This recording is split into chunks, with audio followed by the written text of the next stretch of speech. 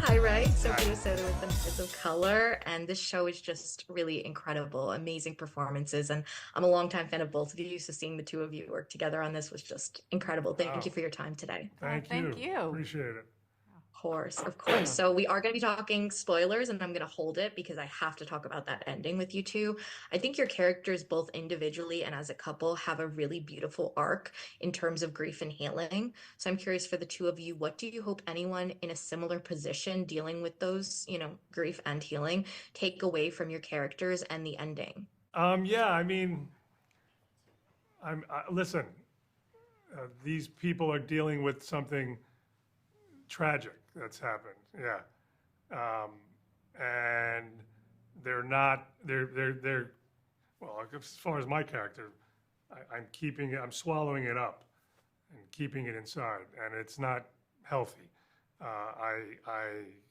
We're blessed that we've never have to go through something like that, but I think the lesson to be learned is, there's nothing wrong with talking and speaking and reaching out, Yeah. right? And sharing what you're feeling. But also people process things differently. Yeah, So I think in this situation for them, the problem was that I kept thinking was Lydia, he might not be able to talk about it yet or ever, but she can't even go get therapy about it. She can't say anything to anybody about it. And so that can make you nuts a little bit and really unbalanced. And, yeah. So that it's almost an impossible situation for this couple. And you don't get to find out why is it that impossible until the end. And then you say, oh, okay, shit, yep, I get it. Yeah, and the ending was I was trying to play detective throughout, obviously, and figure out what was going on. And then it was like a bomb dropped when everything hit. And I want to go off of that and ask the two of you. I know you didn't get all of the scripts at once. So were you kind of playing detective in between scripts to try to figure out what was going on? Did you guess anything correctly? And what shocked you the most? Well, we guessed until we couldn't guess anymore, because our characters know the ending already. They know Right. what's. They know why it's had to be kept such a secret, but Right. we didn't know, and we just thought, I think we need to know now. Yes, just we have to act that. We What's have at to. stake? We have to act that. Now I know she doesn't want to give away, but we are playing characters who know the end of it. So we need to know. We need to know what we're dealing with.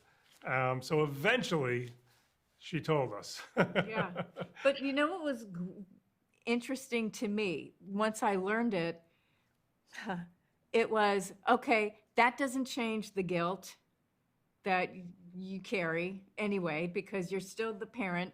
You're still supposed to be protecting your kids and aware of everything. Right. And then just being able to channel all that anger into the partner who may have, been responsible this much.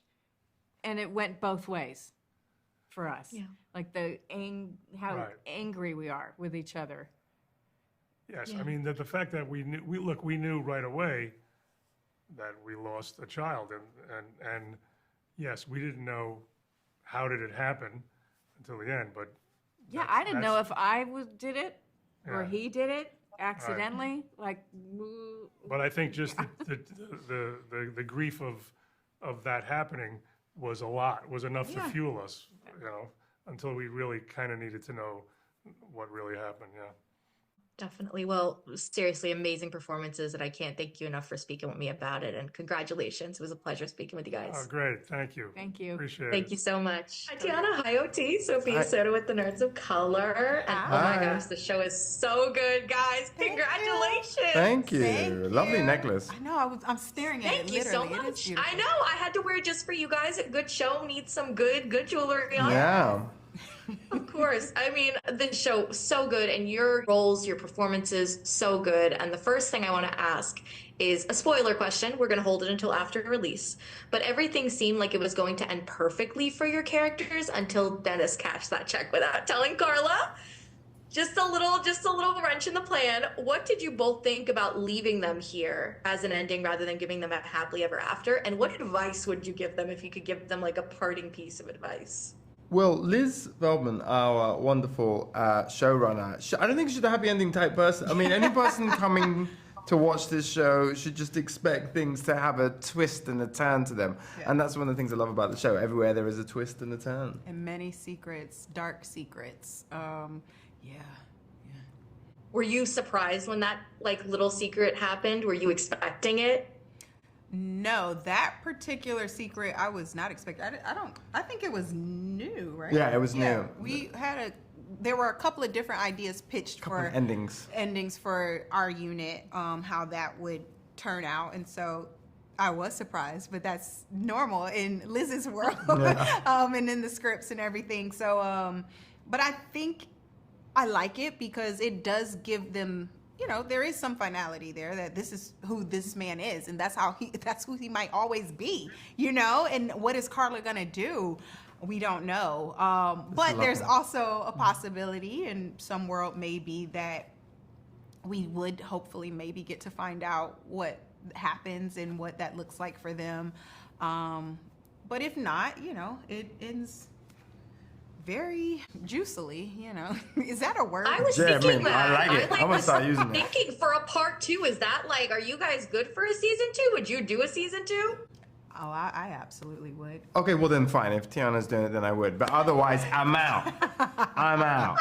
Yeah. But that's one of the fun things was how many different storylines you have. Yes. And how we all were in our own little bubble with our own hopes, dreams, aspirations, hot messness, and how that all collides and where it intermingles and where it doesn't. And it's just so much to watch and to take in for each episode. So that is really one of the appealing parts of the show, and the thing that feels like kind of titillating. Yeah. Like it's fun. Like what mess are these characters getting into now? Oh yeah. Listen, that's why I could not stop watching. I binged the whole thing in one sitting. And Oh, wow. honestly, listen, when I commit to a show, I commit to a show, guys. We appreciate that. We do. And I know you guys didn't get all the scripts at once. And personally, for me, I kind of played detective during the episodes to try to figure out what the heck was going on. So I want to ask you guys, when you were reading the scripts and didn't have the next one or didn't know what was going to happen, were you doing the same thing, playing detective? And which revelation or secret shocked you the most? Yes, I was playing detective, trying to figure it out. I was going to say Linda's... I'm not saying the actress, Linda and Luke, but Linda, what is it escaping me? Margot. Margot, thank you. I'm like, Linda. Right. I got you. Right, thank you. I would say the biggest surprise for me was Margot's revelation. I was not expecting that, like who she is, where she's coming from, and why she sort of is the way she is. And then well, maybe not so obviously, but the biggest revelation of all, which is what actually happened in the house. I wasn't expecting that. That part. That's my one. Yeah.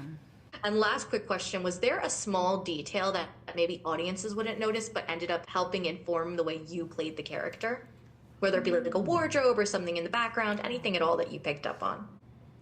Well, Dennis had this big beard, which I always thought was a bit of an overcompensation for his inherent lack of adultness. It was what? Like it was like the beard. Oh. The beard was big, and was? Yeah, I mean it's bigger than this. Okay. Oh wow, taking shots at the beard. No, it's fine. It's fine. So I don't care sensitive. about his beard. It doesn't matter. Your There's a beard. normal size beard. Okay, I'm sorry. The beard really meant a lot to you. I'm so sorry. It was a big beard. And it meant a lot. And it meant a lot because he was a child inside, really, and so he was trying to wear the mask of an adult. I like that. I wouldn't know that. Well, Wait, go on. that was good. You're Right. so sensitive. It's okay. We'll bring in I don't know why Anna they Maria. cast me His as a mama. sensitive guy. Listen, you're being so Dennis right now. Oh my gosh. Yes, that. Well, I don't have anything like that. Like that's really cool. Like.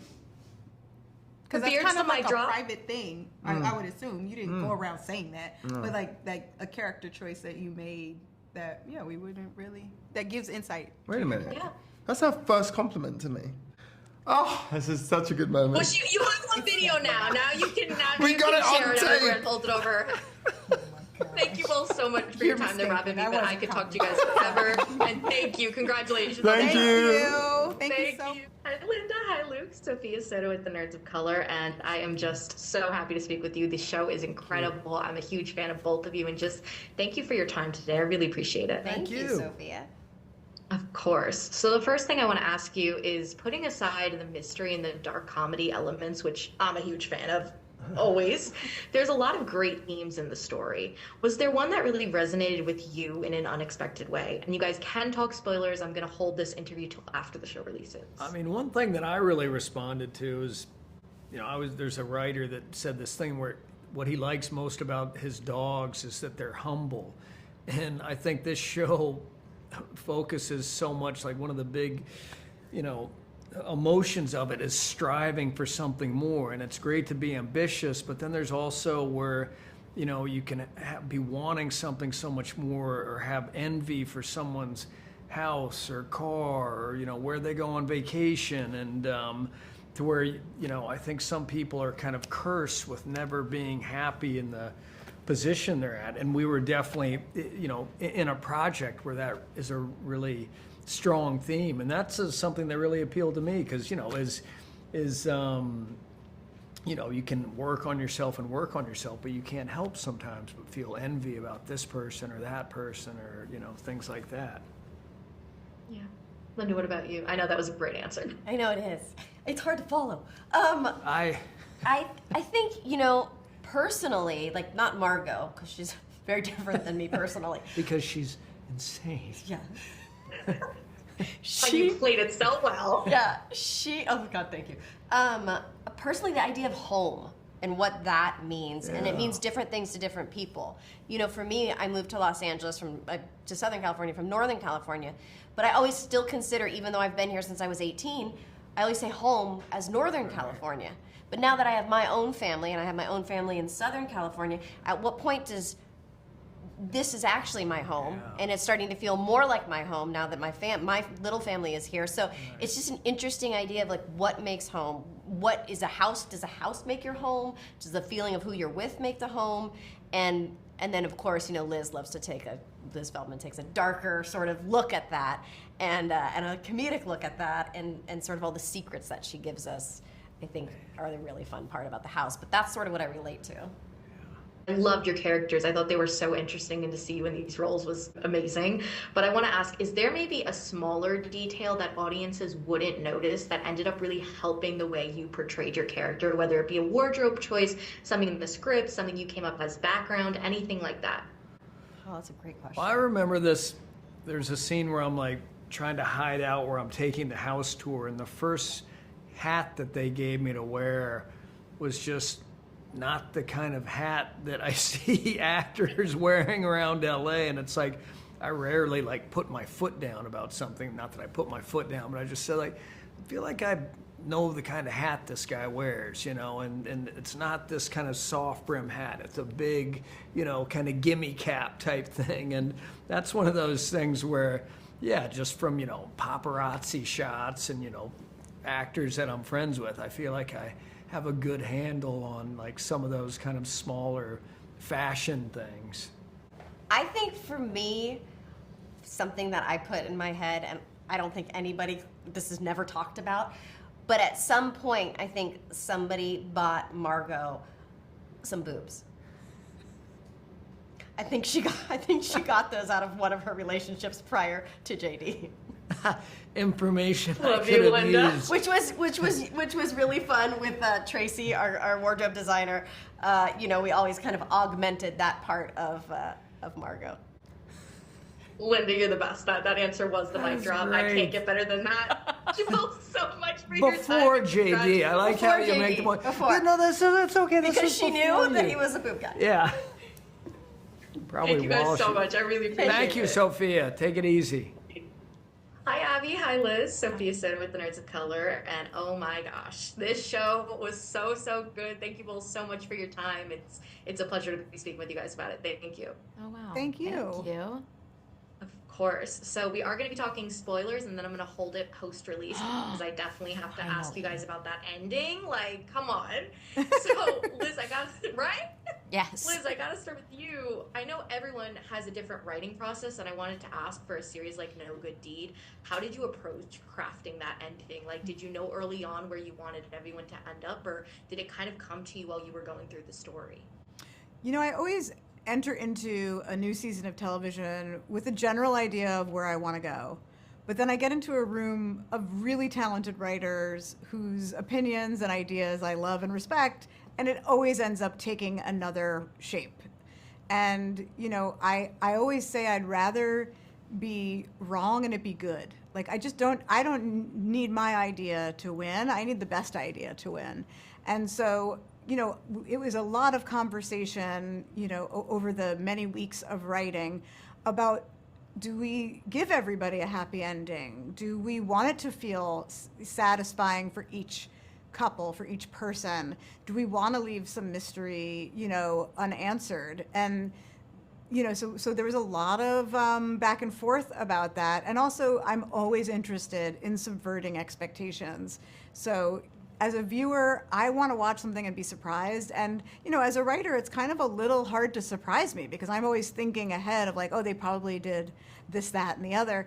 And so, you know, when a writer in my room comes up with something that surprises me, I'm like, well, that is going in. So I'm just really lucky that I get to work with such talented people. And Abbi, I gotta go to you next because I feel like in a lot of ways, your character also represented me. Like, Okay. she represents the audience. Like, I feel like she was the one trying to piece everything together. Like, I just loved that. I was following her and trying to play detective myself. Did you lean into that at all? Like, knowing you were kind of the voice of the audience? And also, were you able to figure anything out in between scripts?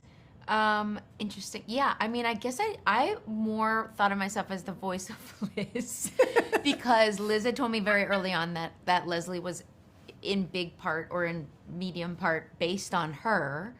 And so that was sort of like fueling it. But no, you're right. I think as the audience, you sense something's happened. What's happened? You sense that you're given these clues, and Leslie's really the one that is trying to figure it out. I think Leslie, and then also Sarah.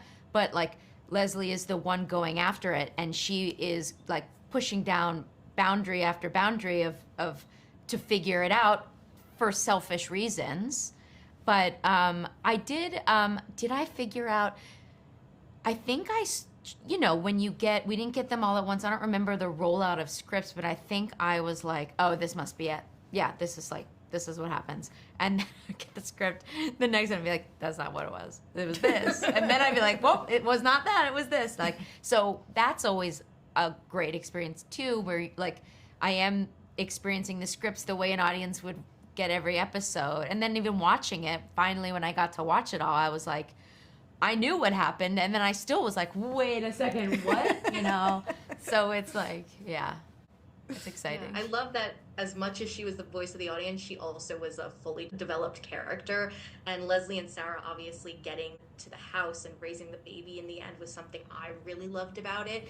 Why were they the right choice in order to get the house? And also, what does that represent in the overall arc of what the house represents and able to move past what happened? Both good questions. So, you know, the Leslie and Sarah are loosely based on my wife and I, and the show is inspired by our search for a home. And we were looking for a home while we were trying to build our family. And, you know, there was a lot of chat, like I was talking about earlier in the writer's room, about like who should get this house. And to be honest, in my original version of this, they did not get the house. And when we sort of really got to know them as characters and invest in them and love them, we realized as a room of writers, like, we wanted them to have a happy ending. And we wanted them to have a happy ending with an asterisk, because their happy ending is now taking place in a home that did not necessarily have, you know, a happy ending for everyone else who has lived in it. And I think that that's just very much what it's like to you know, like I live in a 100-year-old house, And, so many families have come through those walls. And we do know stories about some of them, and they weren't all great, and we feel really intentional that like we want to give our home, a happy chapter. And so, I think like your home is not just what you make of it, but it's a little bit like wherever you go, there you are. So it's a challenge almost for you to, be your best version of yourself and not to rely on this dream of an ideal house to solve all your problems for you. It's just a house, it's not the people in it. I also love the fact that Leslie and Sarah are the ones that know exactly what happened. Yep. They know the whole story, and still that's where they want to start over, or to continue raising, like building their family. I think that was I loved that too, because they're the ones that know all of it. Yeah. I loved it. Well, I'm so glad Leslie and Sarah got their happy ending. I'm so glad I was able to speak to the two of you. Thank you for your time and congratulations. Thank you so much. So much. Artists and professors, maybe a nerd who's just like you, talking about the things that you like too. So I invite you to the NOC. In full color, you see me, the Hard Knock Life.